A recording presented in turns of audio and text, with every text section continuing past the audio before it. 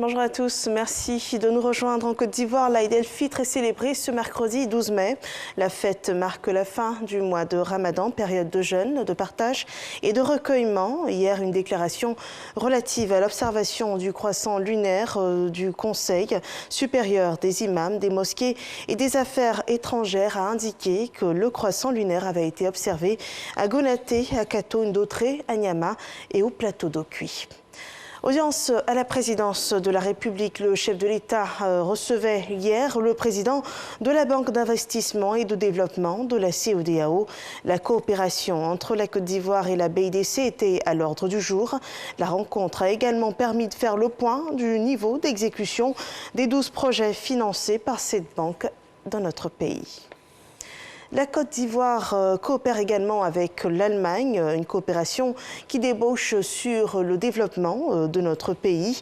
La République fédérale d'Allemagne s'est ainsi engagée dans la lutte contre la corruption et les infractions assimilées. Une enveloppe d'un peu plus de 5 milliards de francs CFA a été octroyée dans ce cadre. Et ces projets seront conduits par la Haute Autorité pour la bonne gouvernance. On voit tout cela avec Sidonie Dafila. Lutte contre la corruption et les infractions assimilées. L'Allemagne aux côtés de la Côte d'Ivoire. Notons qu'une coopération unit la Haute Autorité pour la bonne gouvernance et la République fédérale d'Allemagne depuis 2009. À travers le GIZ, l'Allemagne a donc mis en place un projet dénommé Promotion de la bonne gouvernance pour l'investissement et l'emploi en Côte d'Ivoire sur la période 2020-2024. La corruption, c'est un facteur clé pour l'environnement de faire business est important parce que là aussi dans le Compact with Africa, par l'initiative de notre chancelière, chaque pays est obligé de s'engager pour améliorer les conditions du climat de business. Pour la Haute Autorité pour la bonne gouvernance, cette main tendue de l'Allemagne est une bouffée d'oxygène pour la Côte d'Ivoire dans sa lutte contre la corruption et les infractions assimilées. Tout le monde connaît la rigueur de l'Allemagne dans la gestion de la chose publique.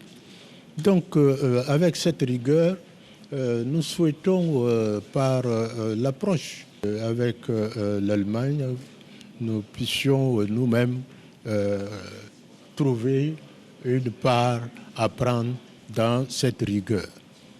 Nos pays doivent apprendre à devenir beaucoup plus rigoureux dans la gestion de la chose publique.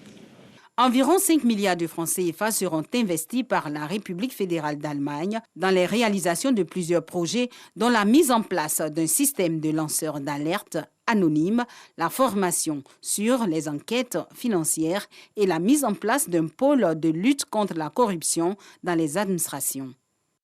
L'information hors de chez nous, en Algérie, le Haut-Commissariat des Nations Unies aux droits de l'homme s'est dit de plus en plus préoccupé par la situation où les droits fondamentaux, tels que les droits à la liberté d'opinion et de réunion pacifique, continuent d'être attaqués. Depuis la reprise des marches hebdomadaires du Hirak, le mouvement de contestation anti-régime dans les rues d'Algérie, le 13 février dernier, l'ONU a reçu des rapports faisant état de l'usage inutile et disproportionné de la force contre des manifestants pacifiques, ainsi que des arrestations continues.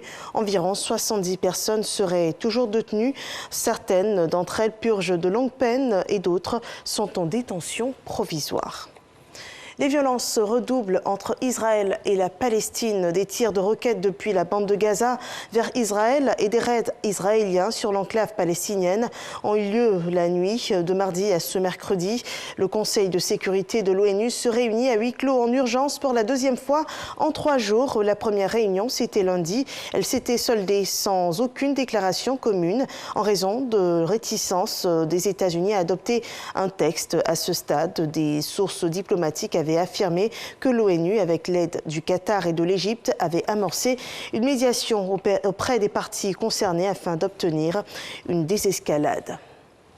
Au Québec, près de 50 000 personnes venues s'installer au Québec ces dernières années attendent depuis longtemps une régularisation de leur statut administratif, statut de résident nécessaire, permanent pour acheter un logement, changer facilement d'employeur ou même voyager hors du pays. Un groupe de défense de ces immigrants, soutenu par les partis d'opposition, demande au gouvernement québécois et canadien de s'entendre pour régler cette situation et propose que soient réduits les délais d'études de dossiers qui en moyenne vont de 2 à 5 ans dans cette province francophone contre seulement 6 mois dans une province anglophone.